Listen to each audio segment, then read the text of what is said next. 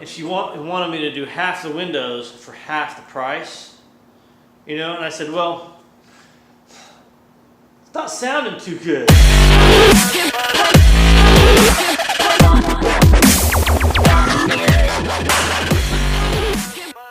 Got this email back yesterday from this gal in San Antonio that wanted me to finish her job, and so when I call her up, what I found out was that she only wanted to do half the windows. Whatever. I mean, that happens. But there's a reason why she only wanted to do one half. Is because she wanted to put replacement windows like vinyl in the back and have us be in the front. Right. And I was like, yeah, I'm not really sure that.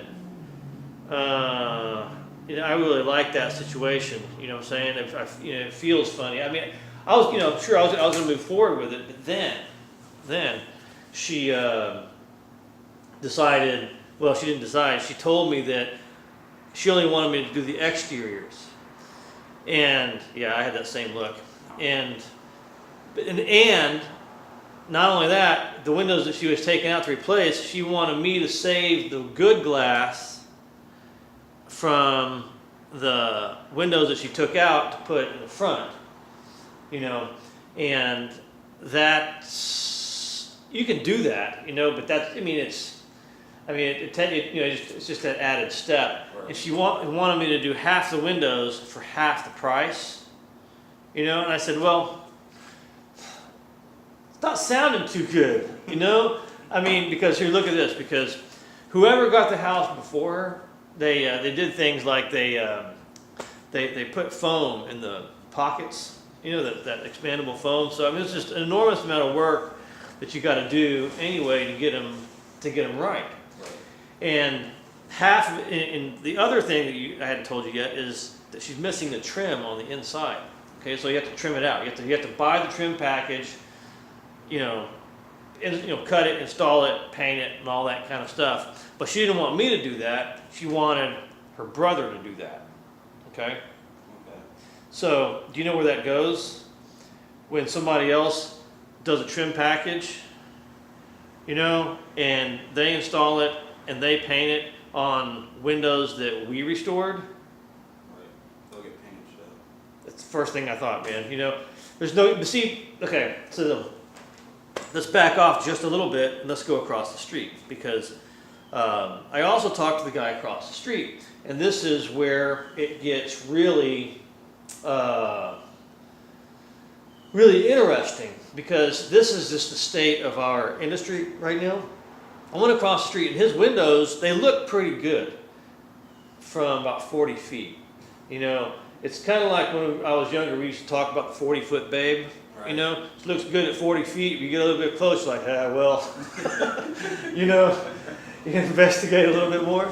And that's kind of how these windows were, because they had taken them all apart, and you can tell they gutted the whole place. This, we're talking about across the street now. Right. And they had gutted the whole. You could tell because they had sheetrock on the walls. They had taken all the original trim on the inside off and put the new stuff on. And when they put the new stuff on, you could tell they had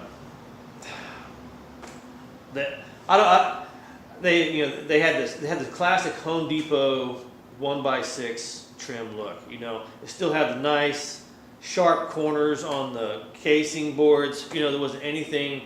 Anyway, so when they installed these boards, this trim, this is the kind of thing that they did. They didn't take into account any functionality of the window whatsoever. They put those boards on, and they didn't care if the jambs where they were. Some of the trim boards overlap the jambs so much so that you can't get the sash out without taking the casing off, because it overlaps that inside, and it creates. Some of the lips were like a ½ inch. It's like a blind stop. Yeah, what's that? It's like a blind stop on the inside. Like a blind stop on the inside, and then they put just some kind of like a parting bead strip for the window stop on the inside. And then they painted it real nice. You could tell they sprayed everything. There was big gaps on. Anyway, so what you find out with this job is they didn't know what they were doing with the windows, and because they didn't know what they were doing, they ended up jacking the whole thing up. You know, screwing the whole thing up, and now what the homeowner is left with, if he wants his windows to work and to work right, you know, he has to undo all of that. Right. You know, and start over fresh, and because some of there's gaps between where the windows close and stuff like that. You can't lock them. They're like they rattle back and forth, you know, in every direction, and you can tell, you've seen around here when some of the, like when Alex sanded sanded it so far down that, he sanded into the profile. They did that on almost all of these, and so the sash is where it started off, an 1 3/8. Now it's down to 1 1/4, 1 1/8. It's got that rattly nature to it. So, in order to get the windows right, they've been quote unquote restored. You know what I'm saying? Right. They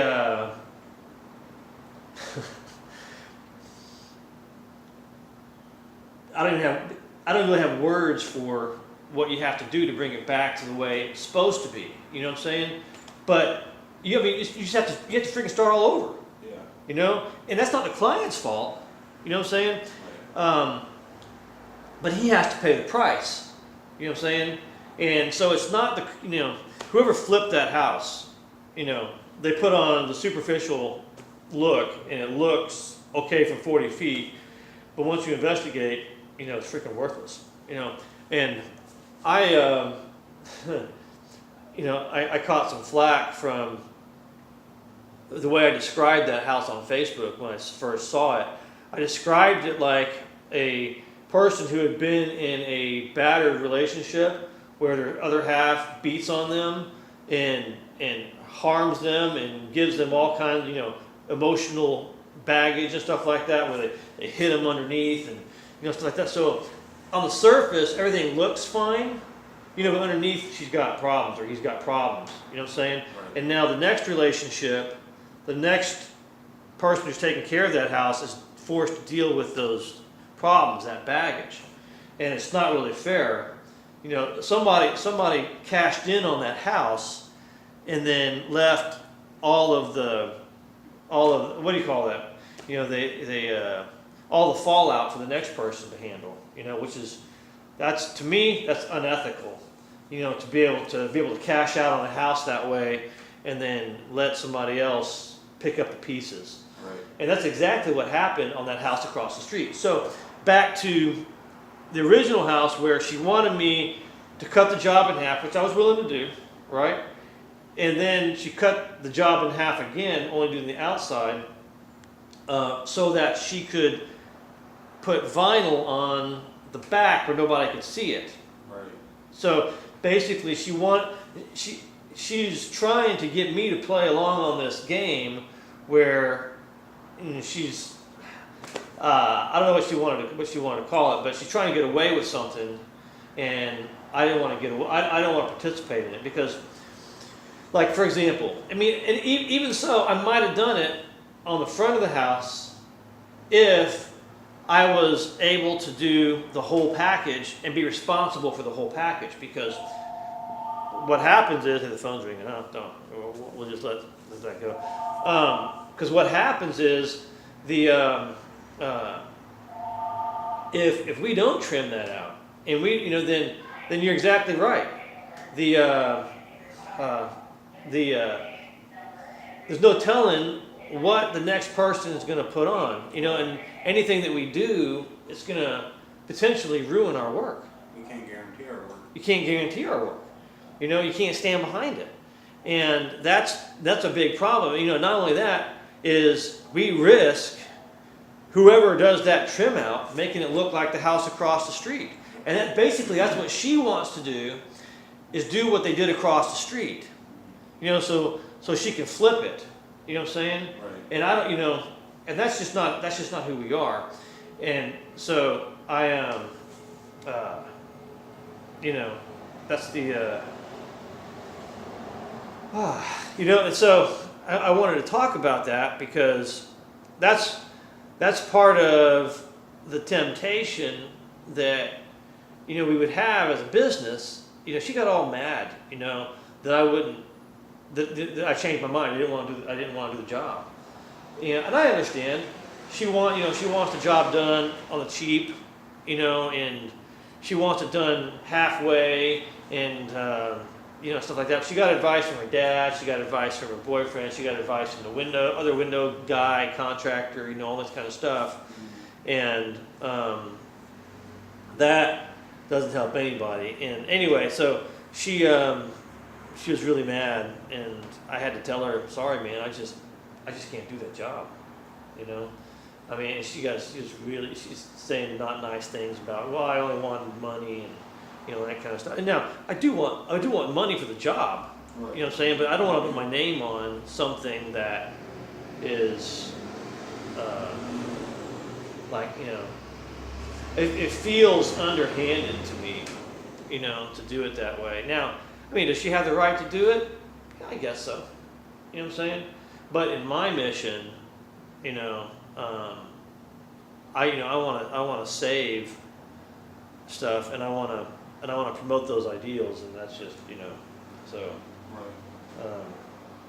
But you see what I'm saying? You know, I mean, yeah, it's hard to explain. You It'd know, be more of a headache than anything. it'd be an awful headache. You know, to try to do it halfway. You know, you can't do it halfway. I mean, I can get the windows working again and stuff like that. You know, but you know, I know people. She's gonna want it looking beautiful. You know, and then when her brother or whoever it is trims it out, goes and screws it up, I'm still gonna be the one to blame. Right. You know, I mean, because she hired this big company to come in and do the restoration, but her brother screwed up the trim package, can't even line up the boards right. You know, the windows are painted shut, and then it's my fault. You know, she wants to say, well, Wood Window Makeover did this. Yeah. I'm like, no way, I don't want any part of that. You know, because you know, when we do a job, you know, it's got to work. Right. You know, so anyway, I thought I'd share that with you, so that you know, you could you know, just kind of understand where we are, I guess. So I'm not gonna do that job. No. If I do the job across the street, you know, it's freaking huge. You know, what I'd end up doing is making all new sashes and basically just starting over. You know, and you have to. Yeah. It's not really fair, but Can't make little sashes bigger. no, you can't. You know, so it's a real shame. You know, so that's part of the window restoration industry. Yeah. You know, so anyway, Steve Quillian over and out.